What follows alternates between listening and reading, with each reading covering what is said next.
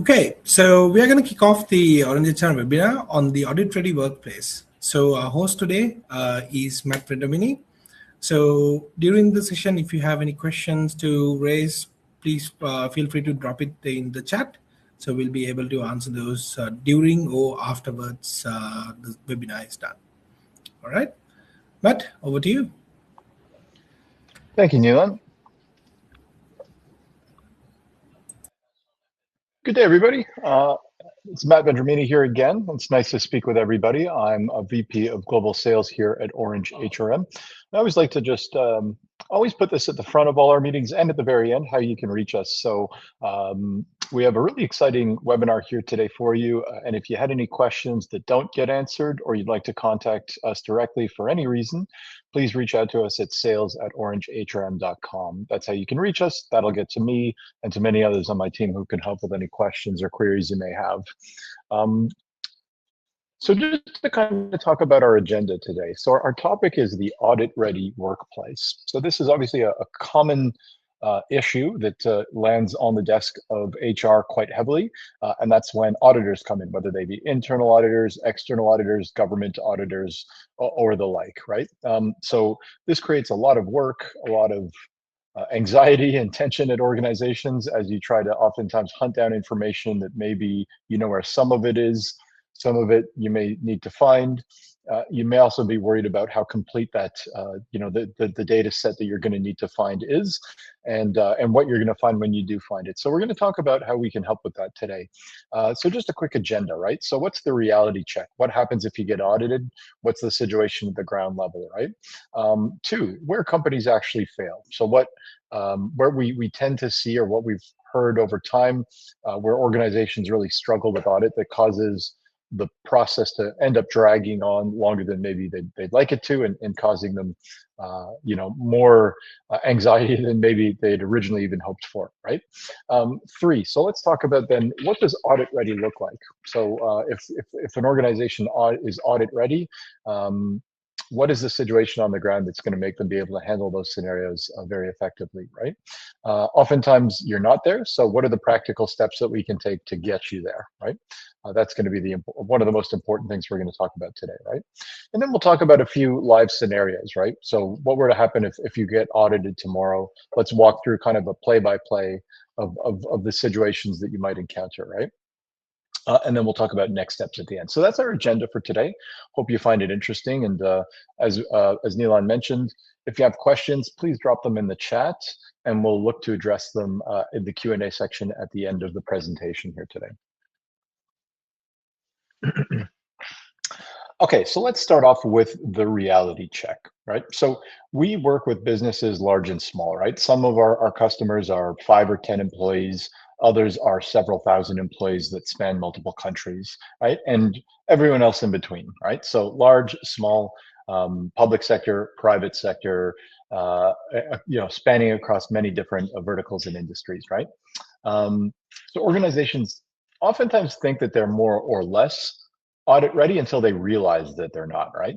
So let's talk about a few different specific types of audits just to kind of set the table, right, for today. So we've got compliance audits, which are usually driven around things like labor laws or health and safety regulations. So understanding that organizations are adhering to specific compliance requirements.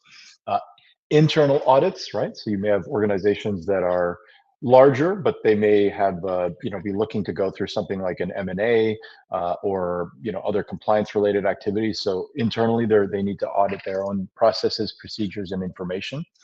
And then of course there's due diligence. Okay, so due diligence by external companies. So you may get an EY audit or something like that as organizations are looking to potentially partner or invest with your organization. And then certainly there's things that are very, very common, disputes and litigation, right? So employee disputes, disciplinary cases, court proceedings, etc. So understanding that processes have been followed properly, so that when if you should ever have your day in courts, that your organization would be prepared and ready for those scenarios and be able to present the case that they're looking to present. So these are some of the scenarios that we come across where organizations often think that maybe they, preparing for such audits would be more or less okay until they realize that actually there could be a gap here. So let's take a few minutes to kind of talk about that. Where do companies tend to fall down in these scenarios, right? So first and foremost, I think central to this discussion is, where is your employee data, right? Where is it located? How complete is it, and how accurate is it, right? So that's one step, right? What we tend to find as organizations, particularly prior to using any type of structured program, their data tends to be in spreadsheets, right? So that's very normal. Some of their data or files are still in emails. They're in an attachment. So you've got to do a search in your Outlook or in your Gmail for a sender, or for a sender with an attachment, and continue to do that until you gather all the paper and hope that you find it, that nothing was deleted or archived or otherwise difficult to reach, right? And then certainly there are paper files, right, which can be handy until there's some type of an issue. Maybe you had an office move, maybe files could have been damaged in some type of event, like a flood or a fire of some kind.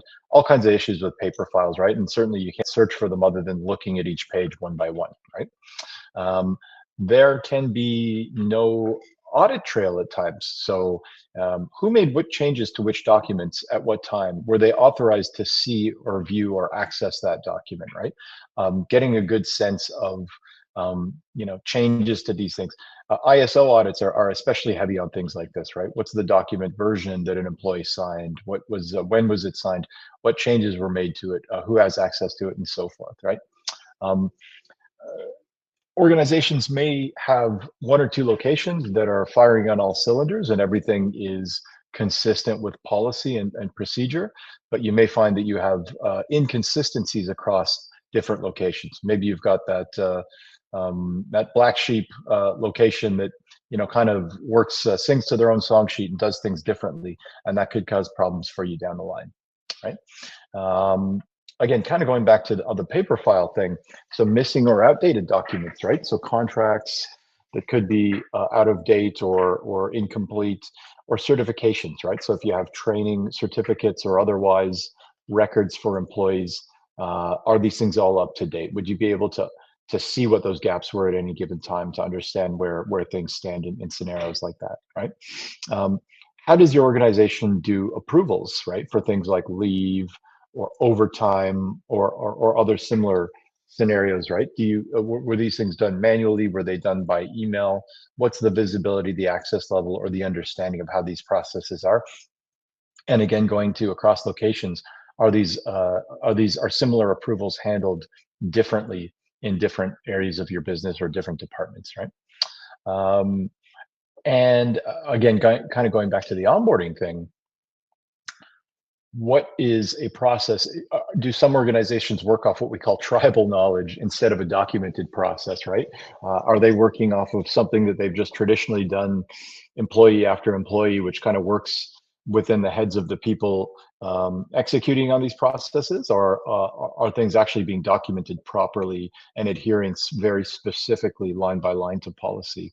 So a lot of different scenarios. I'm sure that many of you attendees today can likely relate to at least one or two of these, if not more, of these scenarios where companies actually fail. And if not now, maybe at some point in time within your organization, or maybe even with past organizations.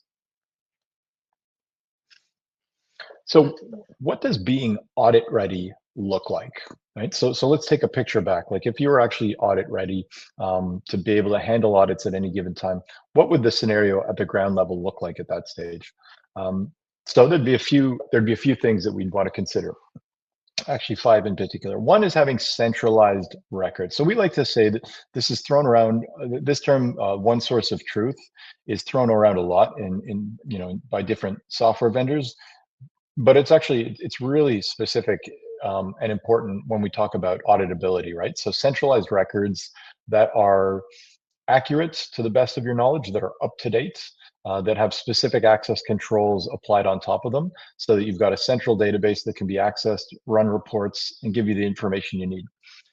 Second would be document and policy control. And again, going specifically for things like ISO audits, Version tracking, right? You may have a handbook. Your handbook evolves over time. What's the version that's currently active, right? The current and most up-to-date version, whether that's a number designation or a date designation, so you can understand that the documents that are being accessed and managed by the organization are the up-to-date ones.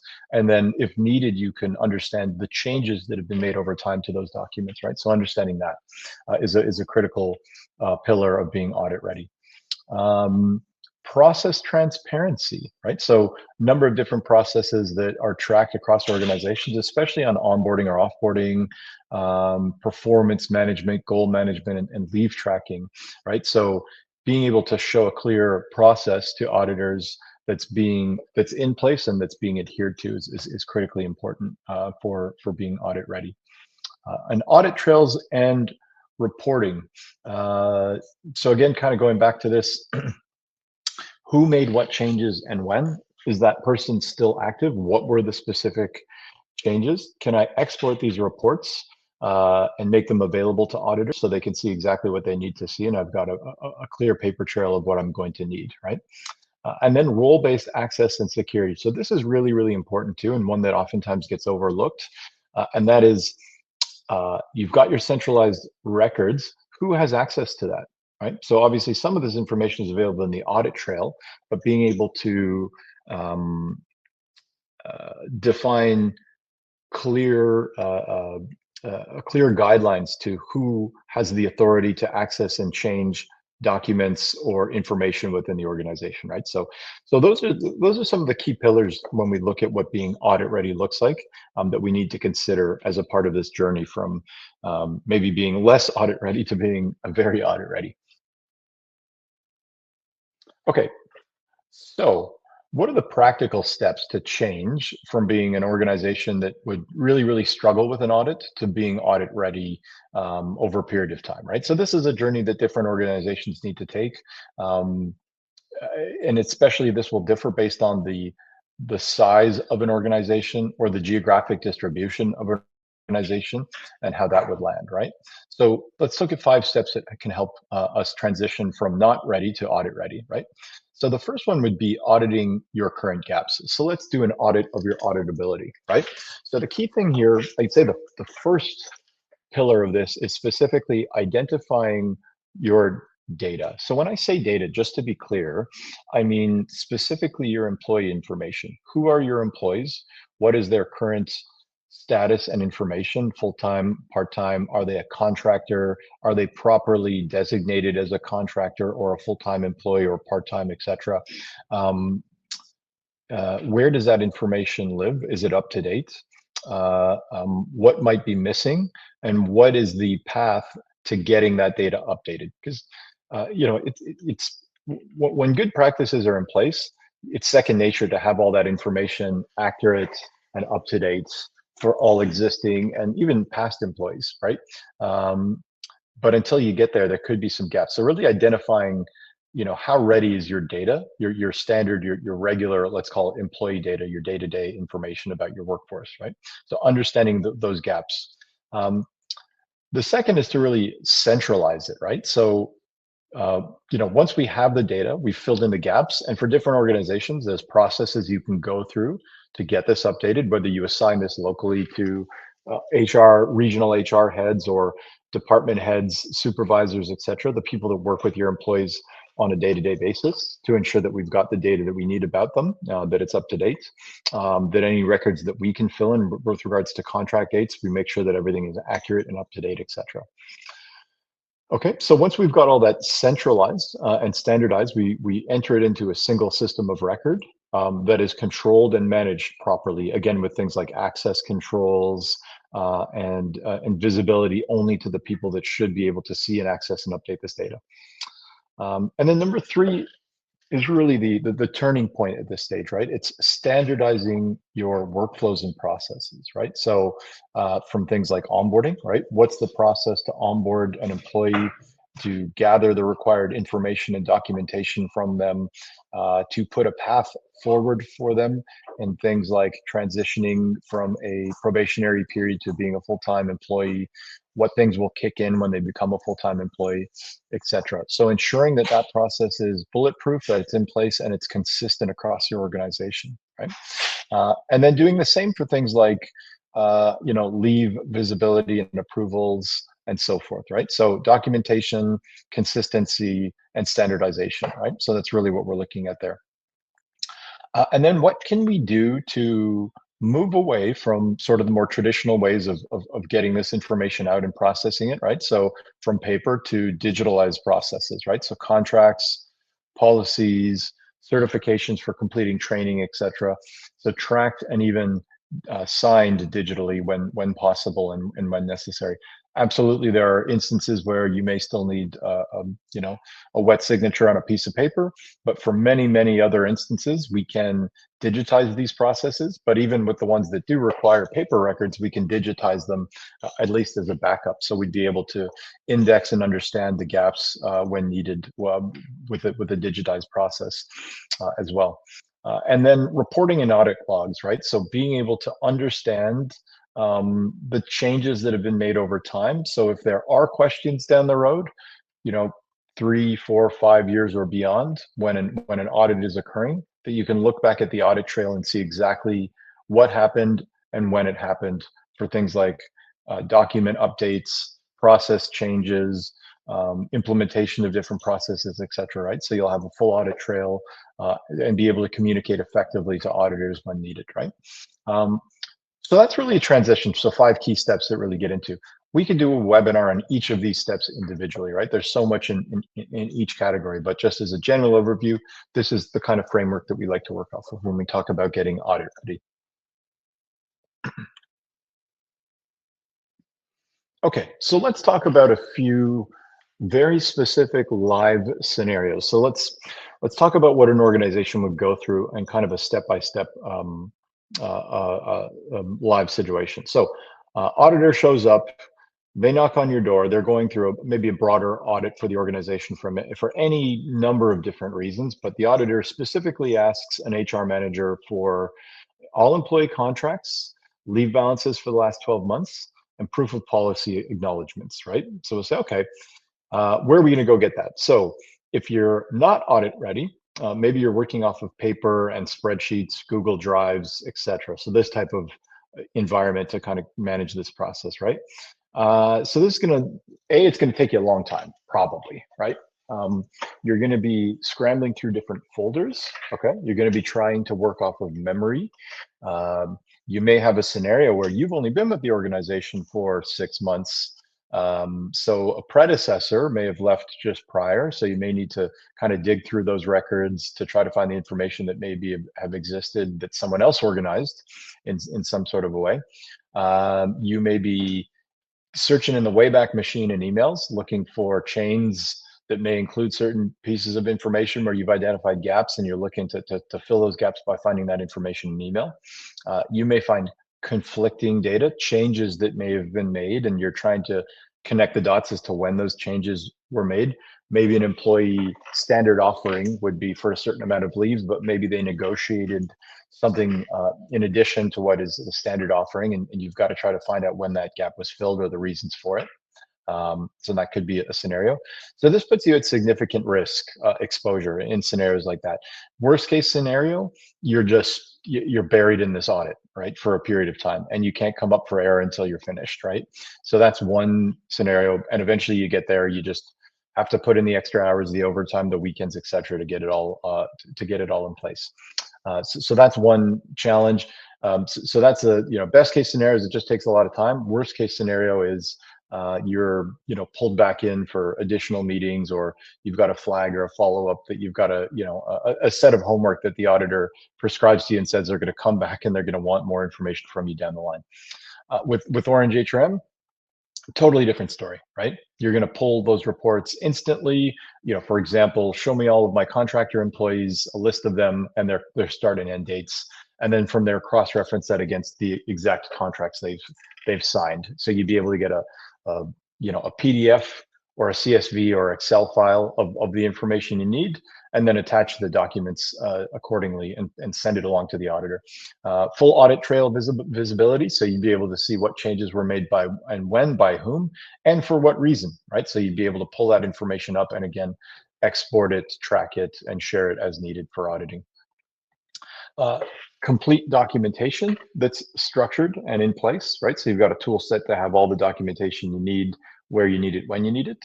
And you're going to have a very confident response and process, right? So say goodbye to all that overtime. It may take you a bit of time to dig some reports if you haven't already built them, but the building process is fairly straightforward. And of course, your OrangeHRM support team is always there to help. You can say, hey, need this report. How do I add that? And they'll walk you through that process and get that sorted for you, very, very quickly. So let's talk about those specific scenarios in a bit more detail. So let's meet Sarah. So Sarah is our 180 employee company across 3 sites. They have a labor audit coming up in 48 hours. So let's kind of talk about what that process is going to look like. So Monday at 9 o'clock, audit notice arrives. Sarah says, oh, shoot, okay, I got to start hunting for this information. She's got 3 shared drives and a filing cabinet. Okay, so that's step 1. At 1 o'clock later that day, she discovers that 12 contracts are missing. So she's done a running tally of the missing contracts. So she's sending emails out saying, hey, I need these contracts for these employees. Can you help? Right? 4 p.m., she realizes that she's got her Excel sheet and it hasn't been properly updated for a period of time, right? Maybe a week, maybe 2 weeks, maybe longer than that. Hopefully not longer than that, but that can certainly happen, right? The next morning, Tuesday, 8 o'clock, she sees policy sign-off records in a folder of printed and unscanned forms. Okay, and so no proof of acknowledgement exists for remote staff, right? So just to be clear here, we're talking about you may have policy documentation, what the overtime policy is, what the work from home policy is, the employee handbook may be filled with policies. How did these get signed off by employees? Did they digitally sign them? Did they click to acknowledge? Are there other methods in which you use to collect this information? Where is it? And what type of proof do you have? So Tuesday, 8 a.m., you're struggling to kind of pull that list together of all your employees, ensuring that they've acknowledged policy updates or signed documents as needed. So Tuesday at 11 a.m., the auditor arrives. Sarah does the best she can, but she submits incomplete data. So the company is flagged for a follow-up investigation, and that could be worst case scenario, that could just mean more homework. At best case, at best case scenario, that could just mean more homework.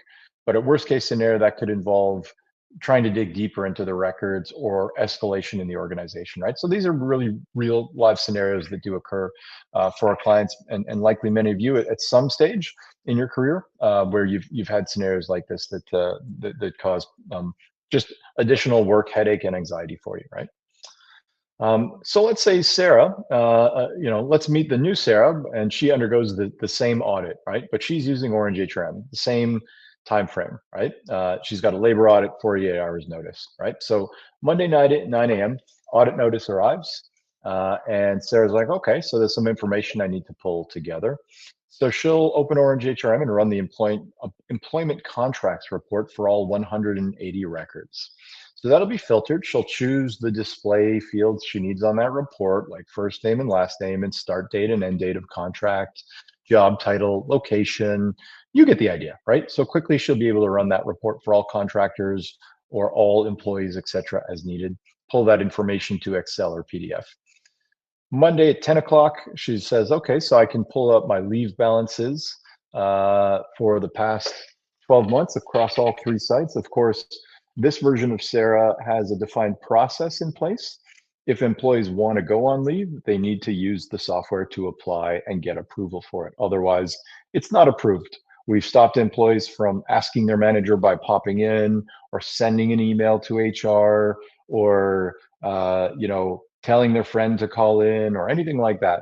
And even in cases where you have employees that, for whatever reason, absolutely cannot submit a leave request through the mobile app, through the application or otherwise, leave can be assigned by supervisors. So if there are those scenarios where an employee was, so sick they couldn't come to work, they called in, they never logged into the software, that's fine. We can still track it properly, right? So Sarah is ready. She has a great process in place so that when this information is needed, she can pull the details with a few clicks and have that information ready.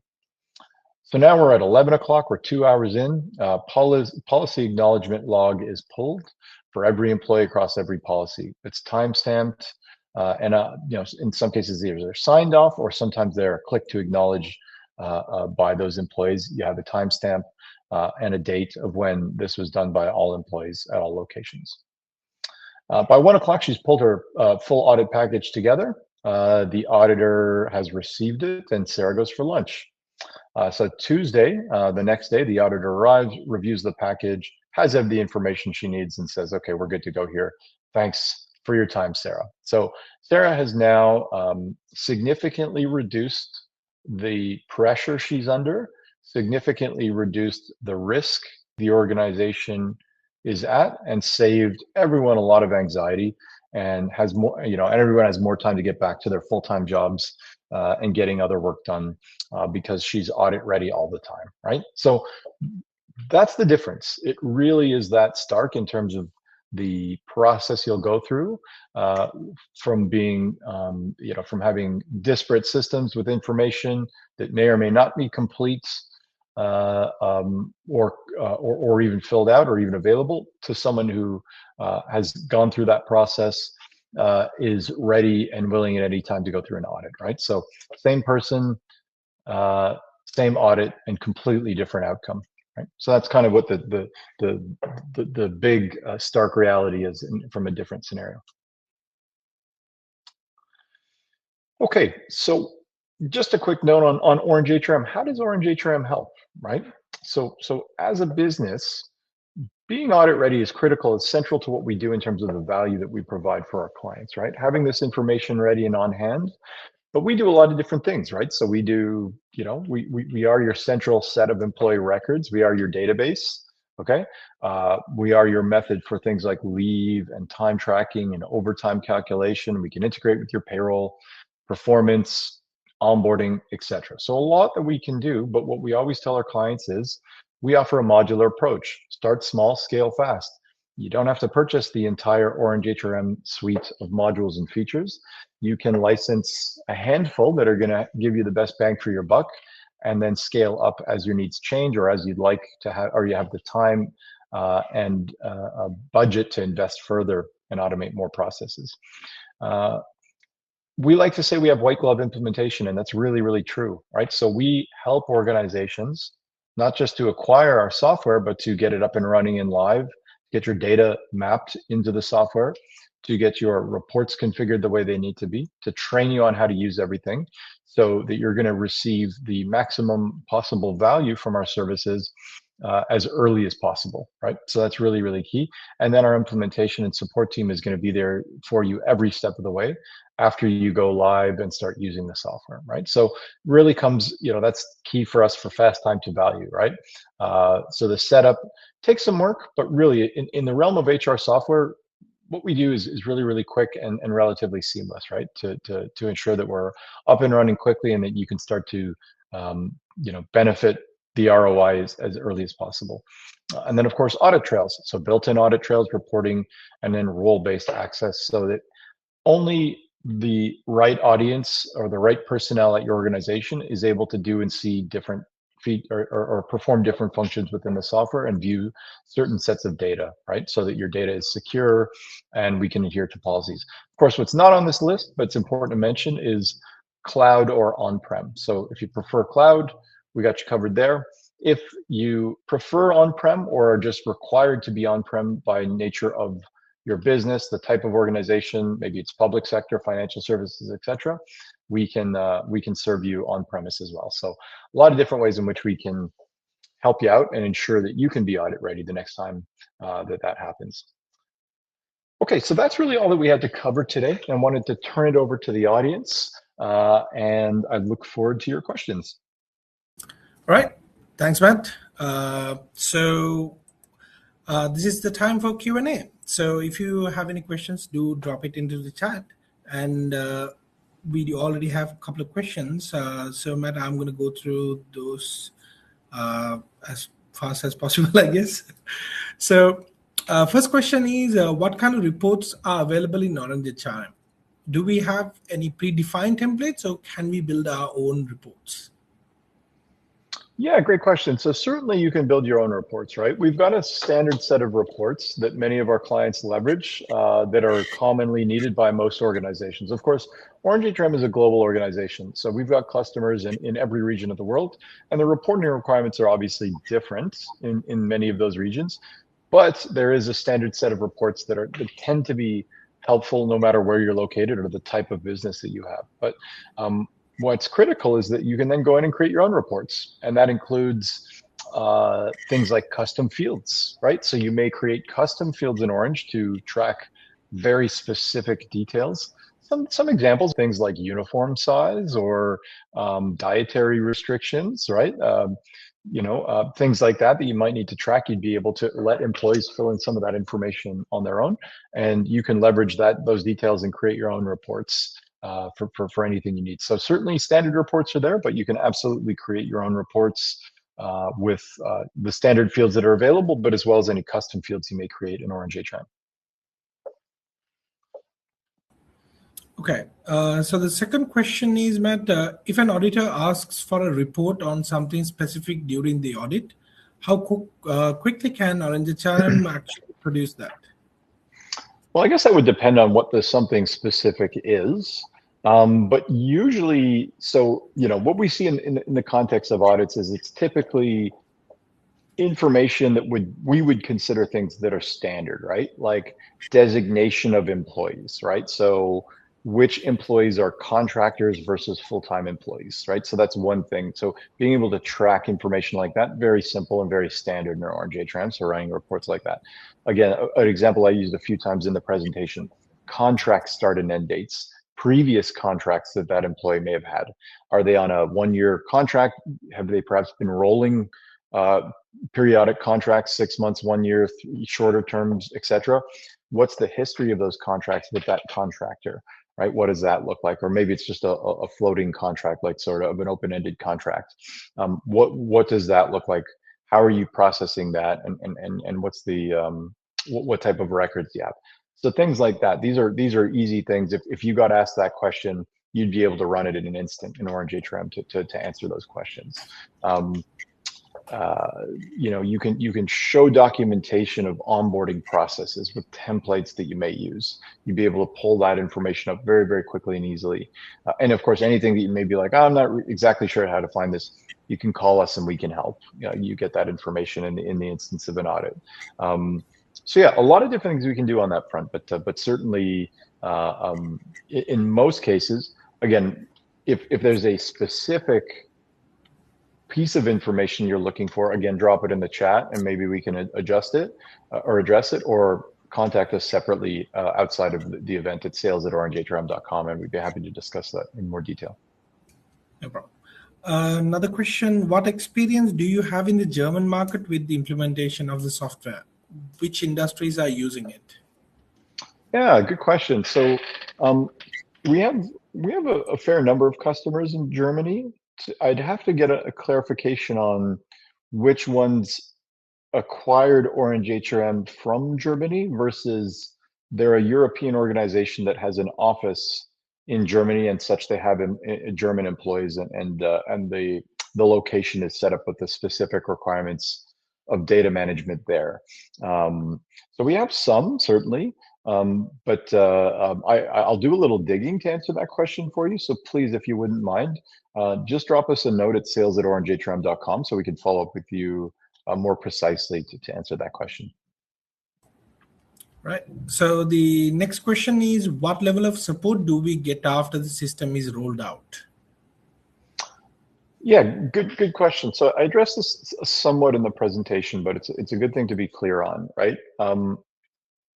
So with OrangeHRM, obviously, when you acquire a license to use our software, implementation is a part of the package. So implementation is included separately, but it's there on the order form, and that would cover the initial system setup, the data migration, the mapping of different fields that are required, and then the systematic rollout of all the other features once the initial database is set up. So how are we going to track leave in the various countries or locations in which you operate?